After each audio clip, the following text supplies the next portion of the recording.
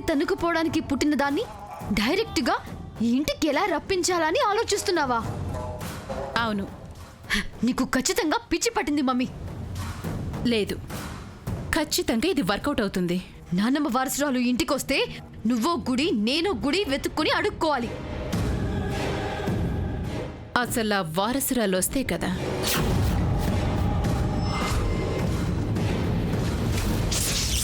అంటే వెతికి పట్టుకుని చంపడం జరగని పని.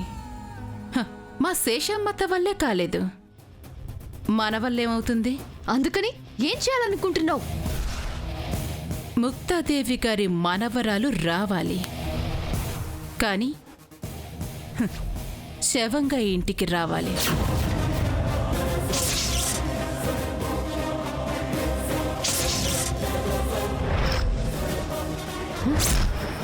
దొరుకుతుందో లేదో తెలియని వారసురాల్ని మర్డర్ చేయడం ఎందుకు మమ్మీ? అందరికీ తెలిసిన దాన్ని చంపడం ఈజీ, అదే ఎవరికి తెలియని దాన్ని చంపితే? ఇప్పటికే సుబ్బు మర్డర్ కేసులో గ్రానీతో చేతులు కలిపి తప్పు చేశాను. విరాట్ సార్కి దొరికిపోయింటే లైఫ్లో నన్ను దగ్గరికి రానిచ్చేవాడే కాదు. ఆ తార ఆంటీ మాట్లాడితే ఆస్తి ఆస్తి అంటోంది. ఇంకా మర్డర్లో కూడా పాలు పంచుకున్నానని తెలిస్తే మా పెళ్లికి చచ్చినా ఒప్పుకోదు. బతికున్న మనిషిని చంపడం కష్టం, చచ్చిన శవాన్ని చంపితే? నాకేం అర్థం కావట్లేదు. నాకు ఇప్పుడిప్పుడే కొద్ది కొద్దిగా అర్థం అవుతోంది. నువ్వు విరాట్ని పెళ్లి చేసుకోవాలంటే నీ పేరు మీద ఆస్తుండాలి. నీ పుట్టినరోజులోగా నీకు ఆస్తి దక్కాలంటే ఎక్కడో పుట్టిన వారసురాలు చచ్చిపోవాలి. కనీసం చచ్చిపోయిందని మీ నానమ్మని నమ్మించాలంటే ఆ వారసురాలి శవాన్ని చూపించాలి.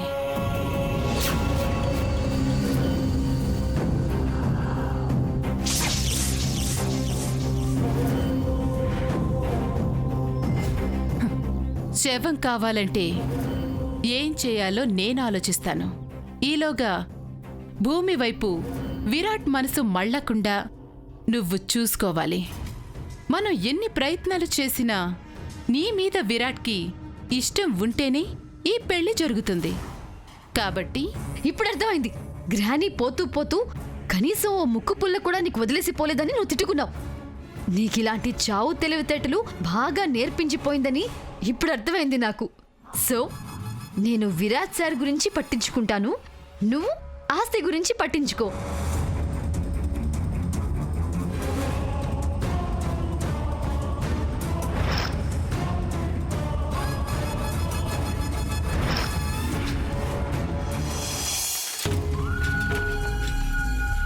కాలేజీకి రావాలంటేనే సిరాగ్గా అనిపిస్తున్నది కొండమ్మ.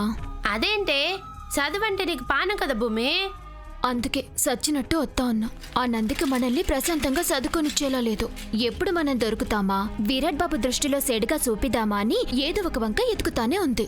ఎలాగాని అటాటి ప్లానింగ్ చేసినాదనుకో నా చేతిలో అయిపోనాది. ఆ నందికని పందిని కొట్టినట్టు కొడతాను చూడు.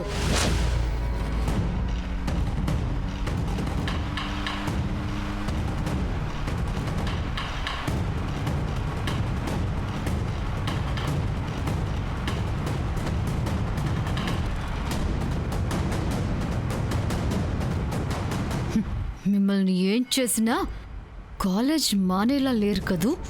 మీ సంగతి చెప్తాను ఉండంటే. 6 నెలలు హాస్పిటల్లో పడుండేలా చేస్తే ఈలోపు విరాట్ సార్తో నా పెళ్ళి అయిపోతుంది.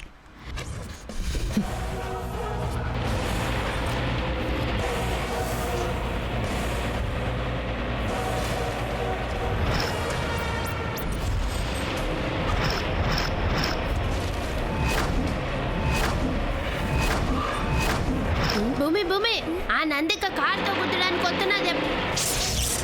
పక్క తీసుకో పాపా.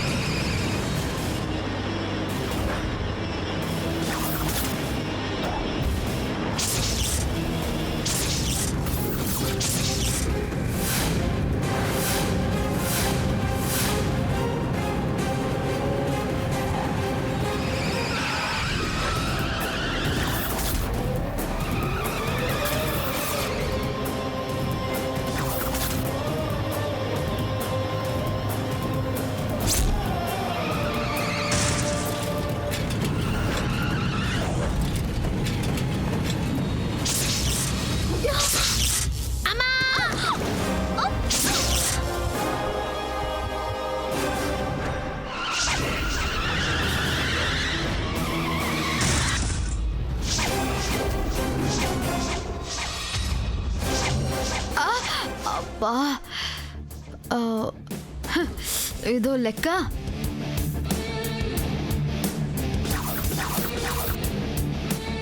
వాళ్ళ కాలు చేతులు ఎలా ఉన్నాయో చూసిపోదాం.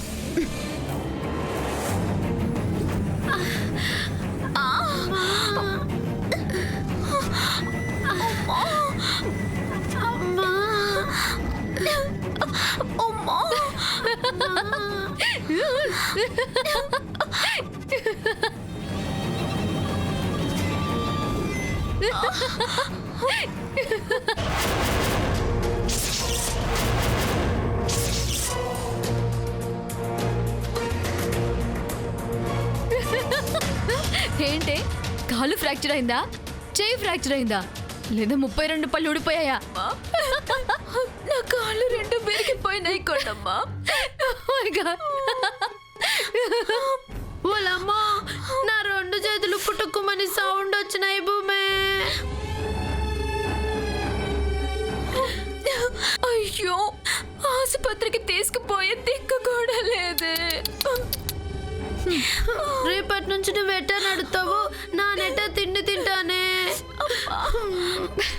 చూసారా,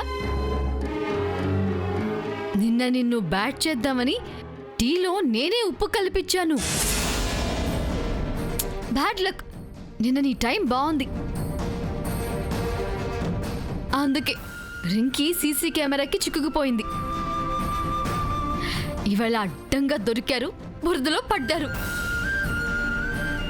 నేను తలుచుకుంటే మీ కాళ్ళు చేతులు ఎలా విరక్కొట్టగలనో ఇప్పటికైనా అర్థమైందా? ఓ 6 నెలల పాటు బెడ్ మీదే ఉండండి.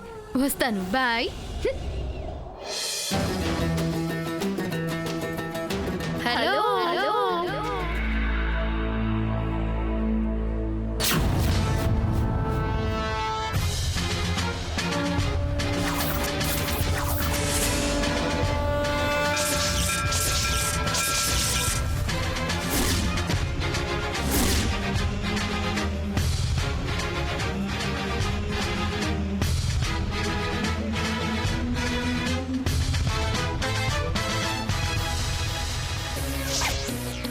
కాళ్ళు చేతులు ఎరగొట్టేశానని తెగ సంబరపడుతున్నావా?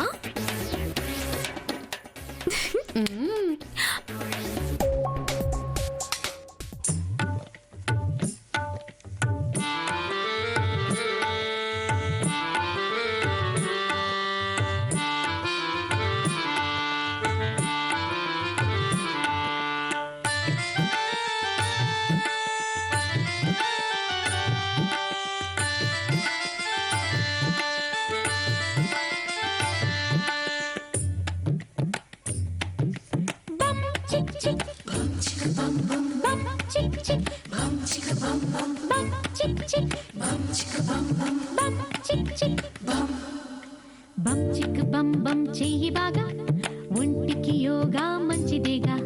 లేజీగా ఒళ్ళు పెంచుకోక, నాజుగ్గా ఉంచు తీగలాగా. ఈజీగా రాజయోగా, ఏజిని మరిపించేయగా. ఈడు ముడతల ధూళి దులుపునుగా.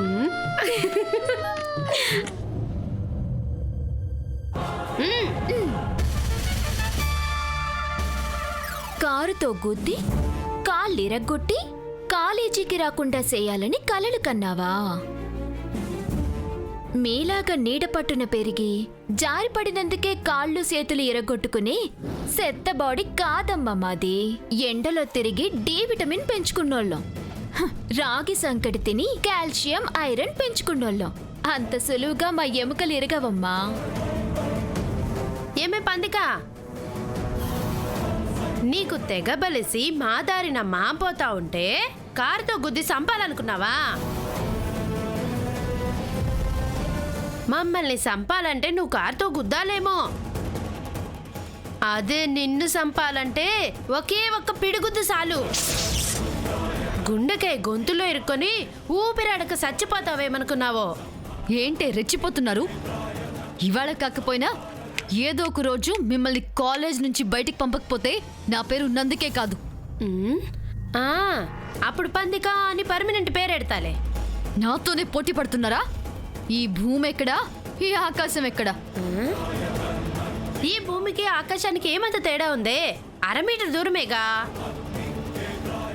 నువ్వు నాను చిన్నప్పటి నుండి ఫ్రెండ్స్ అన్నమాట. నువ్వు చిన్నప్పుడు గాడిదలు గాయడానికి పోతే నిన్ను గాడిద అనుకొని తోలుకుపోనారన్నమాట. ఆనాడు పోయి ఈనాడు గాడిద గుంపులో నుంచి తప్పించుకొని వచ్చినావు అన్నమాట. ఇన్నాళ్ళ తర్వాత నిన్ను చూసిన సంతోషంతో నాను నిన్నిట హత్తుకున్నానన్నమాట.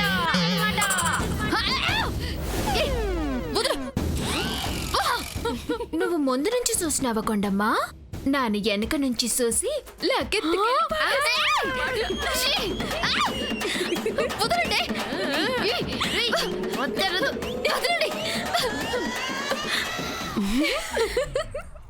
ఏయ్, నీతోటి మాకేటే పోటీ పందిక. మా భూమి బురదలో నుంచి పుట్టుకొచ్చిన తామర పువ్వు మాదిరుంటే నువ్వు బురదలో నుంచి అప్పుడే లేచిన బర్రె మాదిరుంటావు. ఏమన్నావే? నువ్వే బురదవాన్లో తడిచిన కుంటి కోడిలా ఉంటావు. నన్ను కుంటికోడంటావా? నిన్నిప్పుడే కుంటిదాన్ని చేయకపోతే చూడు.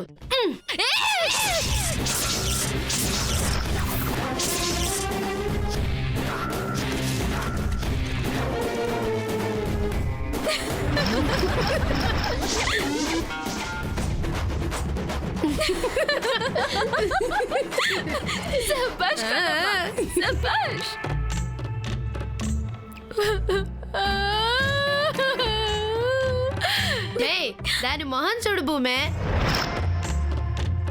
సంక్రాంతి ముగ్గులో గొబ్బెమ్మ మాదిరున్నది.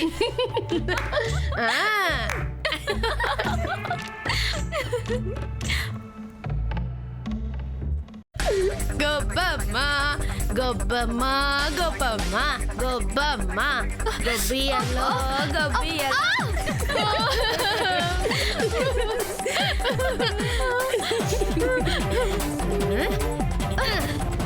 దాదా లేపుతా.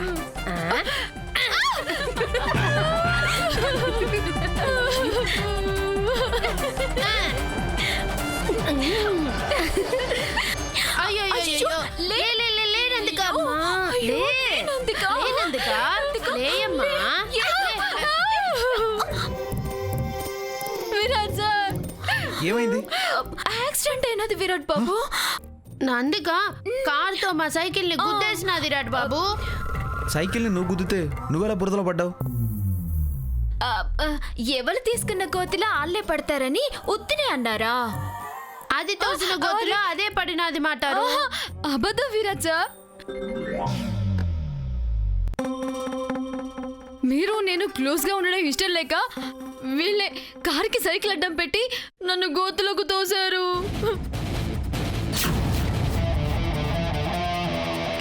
వీళ్ళకెంత కుళ్ళు చూసారా విరాట్ సార్? ఏంటిది? ఎందుకంత జలసి నీకు? ఎందుకు నందికని బురదలకు దోసావు? అసలేం జరిగినదో తెలుసా విరాట్ బాబు? ఏం జరిగింది? ఏం జరిగింది? నందికమ్మడు కారుతో మా సైకిల్ గుద్దినది. మా మిద్దరం వెళ్ళి బురదలో పడ్డాం.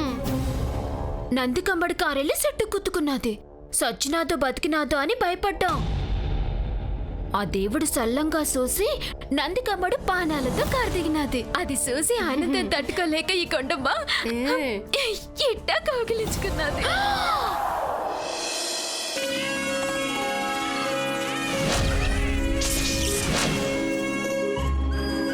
ఇట్టా అట్టుకోవడం తప్ప?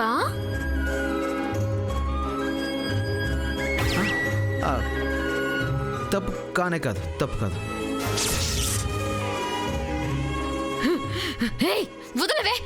వదలవే. అబ్బా, కొండమ్మ నందికమ్మని ఇట్ట అట్టుకోవడం తప్ప? కానే కాదు. అప్పుడు నానేమో వెనక నుంచి ఇట్టా వాడేసుకున్నాను. తప్ప? తప్పెలా అవుతుంది? కానే కాదు కదా. విరాట్ సార్, అది మెల్లగా మిమ్మల్ని మాటల్లో పెట్టి వీణ తీగలు మీటుతుంది సార్. వదలండి దాన్ని. ఏంటిది? డెమో. ఏంటి? అదే ఏంటి జరిగినాదో కళ్ళకు కట్టినట్టు డెమో చూపించినాను. ఏదైనా కొంటే ఎలా వాడాలో చూపిస్తారు కదా, అలాగే. దాంతో మాటలేంటి విరాట్ సార్? ముందు నాకు చేయందివ్వండి. వదల. జాగ్రత్త, మీరు పడిపోతారేమో. ఆ, ఏం కాదు, మీరు చెయ్యండి అండి, నేను చెప్తాను.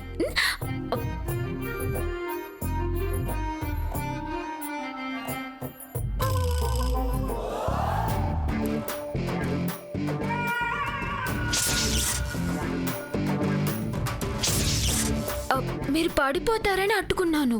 తప్పా? కానే కాదు. చాలా సాయం చేస్తున్నావు కదా, అలాగే పట్టుకో. మీరు ఇటు పడ్డా ఏం కాదు, అటు మాత్రం పడకూడదు. అంత బురద కదా. అవునవును. మాస్టారు నాకు చెయ్యందిస్తారా, ఇలాగే సినిమా చూపిస్తారా? అందిస్తూనే ఉన్నాను కదా.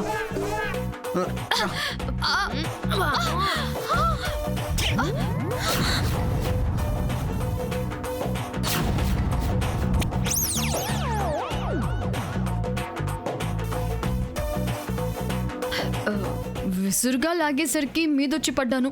తప్ప తప్పన్నారా?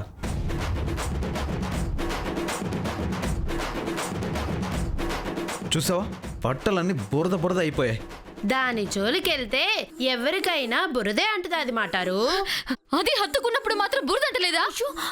అప్పటికి బురద ఆరిపోయినది కదా విరాట్ బాబు, అందుకే మీకు అంటుకోలేదు. అవును, నిజమే. కాలేజీకి వెళ్దా, కడిగిస్తాను విరాట్ బాబు, మీరు రండి. ఈ బురదంతా పోతుందా? మంచుతో కడిగిన మల్లె పువ్వుల తయారు చేస్తాను. చాలా అయితే పద. పద. కొండమ్మా, నువ్వు సైకిల్ తీసుకొని రా. నువ్వు నీ కార్లో రా. మరి నాను? నువ్వు నా కార్లో రా.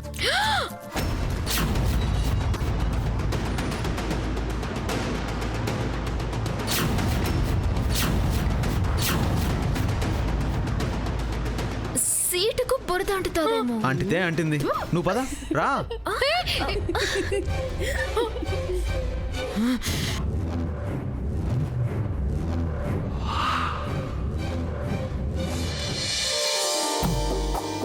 ముందు నా కంటిన బురద కడిగేసుకున్నాక అప్పుడు మీ బురద కడిగెత్తాను విరాట్ బాబు.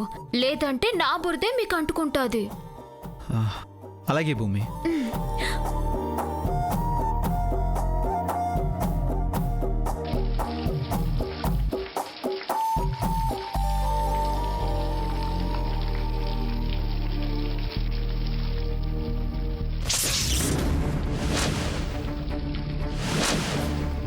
రై, మీకే పని ఇక్కడ? క్లాసెస్కి వెళ్ళండి. ఏ పోండి రా.